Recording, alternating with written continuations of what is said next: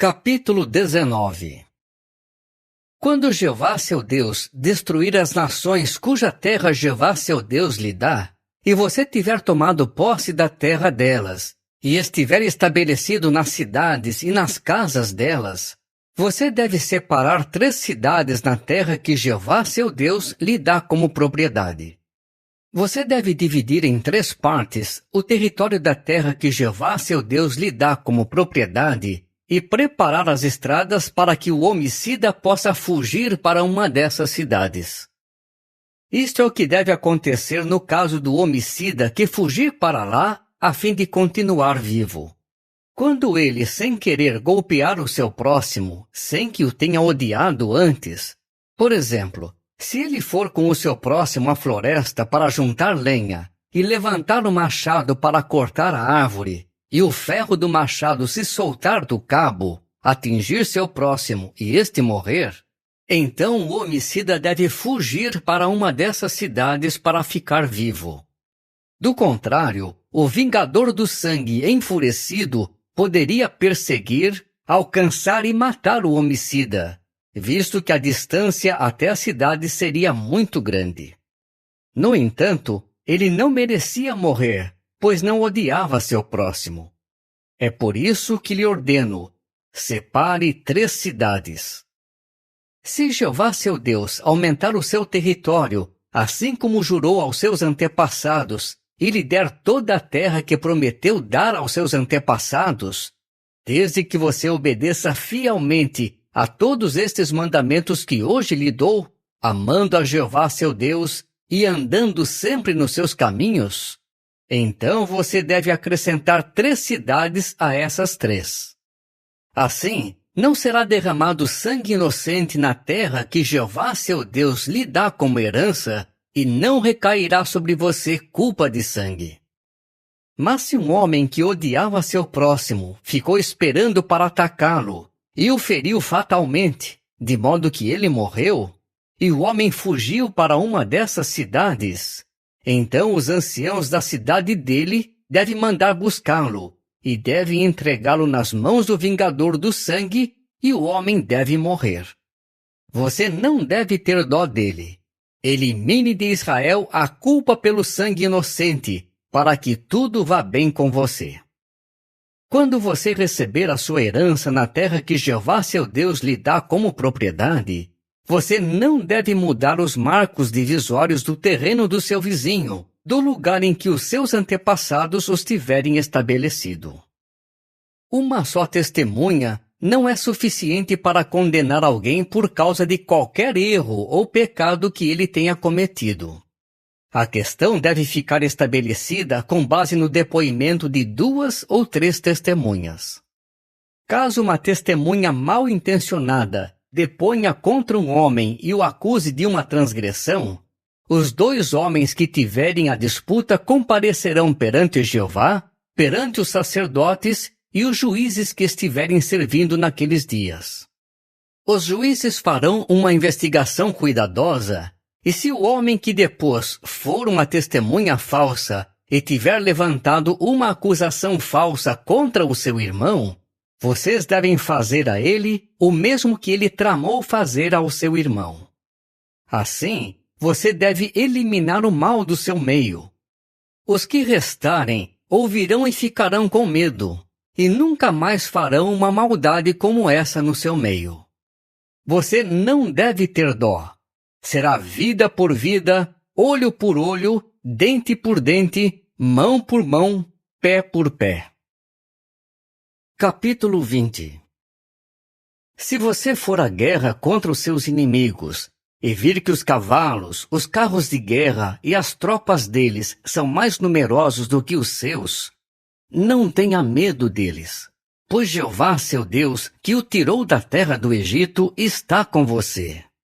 Quando vocês estiverem para entrar em batalha, o sacerdote deve se aproximar e falar ao povo. Ele deve lhes dizer: Ouça, ó Israel, vocês estão para entrar em batalha contra os seus inimigos. Não desanimem, não tenham medo, nem fiquem apavorados, nem tremam por causa deles, pois Jeová, seu Deus, está marchando com vocês para lutar por vocês contra os seus inimigos e salvá-los.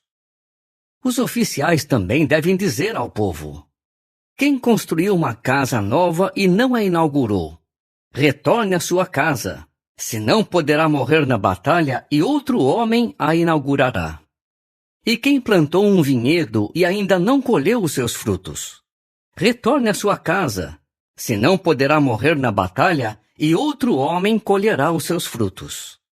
E quem ficou noivo de uma mulher e ainda não se casou com ela, retorne à sua casa, senão poderá morrer na batalha e outro homem se casará com ela.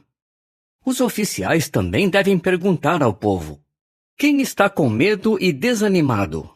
Retorne à sua casa, para que não deixe seus irmãos desanimados assim como ele. Quando os oficiais acabarem de falar ao povo, devem designar os chefes dos exércitos para liderar o povo.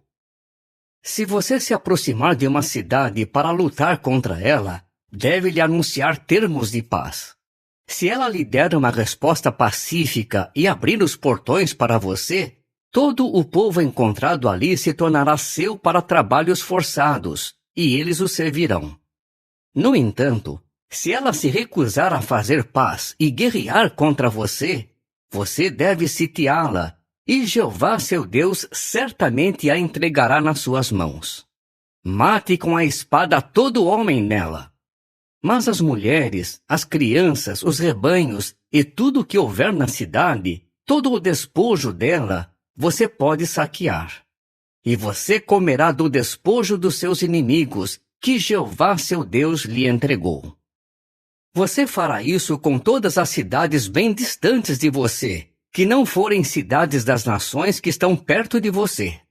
Mas não permita que nada que respira continue vivo nas cidades destes povos, as quais Jeová seu Deus lhe dá como herança.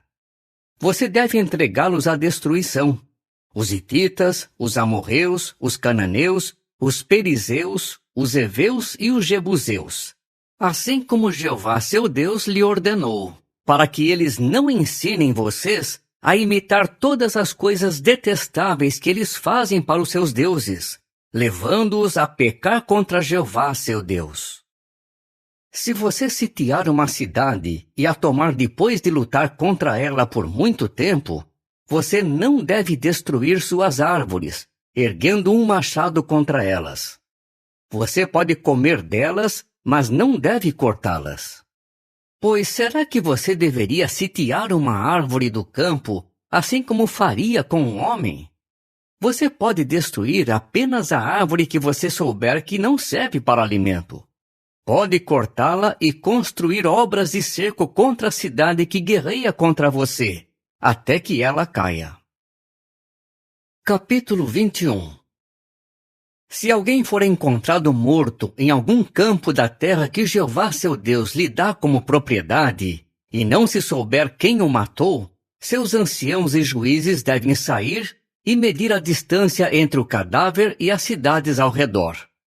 Então os anciãos da cidade que estiver mais próxima do cadáver devem pegar uma novilha do rebanho que nunca tenha sido usada para trabalhar, e que nunca tenha puxado nada com um jugo, e os anciãos daquela cidade devem levar a novilha para baixo, a um vale em que corra água, que não tenha sido lavrado nem semeado, e devem quebrar a nuca da novilha ali no vale. E os sacerdotes levíticos virão, porque Jeová seu Deus os escolheu para servi-lo, para proferir bênçãos em nome de Jeová. Eles dirão como devem ser resolvidos todos os casos que envolvem violência. Então todos os anciãos da cidade que estiver mais próxima do cadáver devem lavar as mãos por cima da novilha cuja nuca foi quebrada no vale, e devem dizer: nossas mãos não derramaram este sangue, e nossos olhos não o viram ser derramado.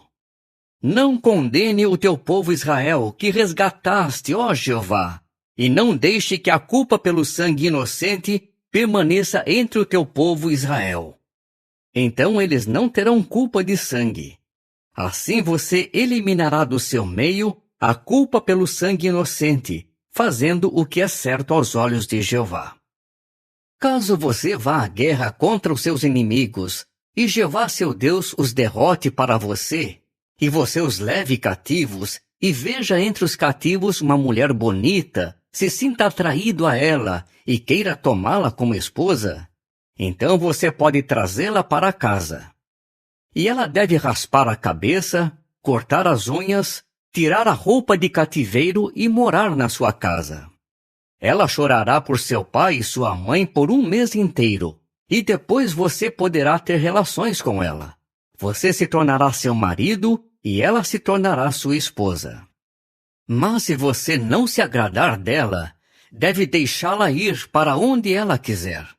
Mas não pode vendê-la por dinheiro, nem tratá-la cruelmente, visto que você a humilhou. Se um homem tiver 2 esposas, e amar uma mais do que a outra, e as 2 lhe tiverem dado filhos, e o filho primogênito for da menos amada, então, no dia em que o homem der sua herança aos seus filhos, não lhe será permitido tratar como primogênito o filho da mais amada em prejuízo do filho da menos amada, que é de fato o primogênito. Ele deve reconhecer como primogênito o filho da menos amada, dando-lhe uma porção dupla de tudo o que tiver, pois este é o primeiro fruto da sua faculdade reprodutiva. O direito de primogênito pertence a ele. Se um homem tiver um filho obstinado e rebelde, que não obedece ao seu pai nem à sua mãe, e eles tentaram corrigi-lo, mas ele se recusa a ouvi-los, seu pai e sua mãe devem pegá-lo e levá-lo para fora aos anciãos, no portão da cidade, e dizer aos anciãos da cidade: este nosso filho é obstinado e rebelde. Ele se recusa a nos obedecer. É glutão e beberrão. Então todos os homens da cidade devem apedrejá-lo até a morte.